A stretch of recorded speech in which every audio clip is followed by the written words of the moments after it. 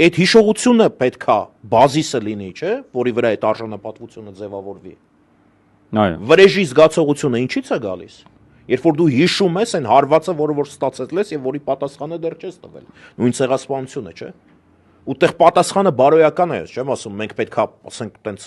մինչև ատերը զինված ելնենք պայքարի բոլոր թրքալեզուների դեմ, որովհետև մեզ ցեղասպանել են։ Ոչ, մենք այդ պատմական արդարությունը պետքա ստանանք, պետքա տեսնենք։ Եթե մենք հрьяաները։ Իհարկե, եթե մենք չենք տեսնում այդ արդարությունը, մենք միշտ դատապարտված ենք նորից ու նորից այդ ցեղասպանություն։ Ով է ասել, թե այս նույն Հայաստանը, մեր այս իրական Հայաստանը, որ ասում են, չի ցեղասպանվելու։ Օրերից մի օր։ Այդ նույն համաշխարհային հանրությունը մի մարդու պես, այդ թվում նաև մեր հանրությունը, լավ, տենց գլոբալ ասենք, նու իշխանական մեր էս կռուգները եւ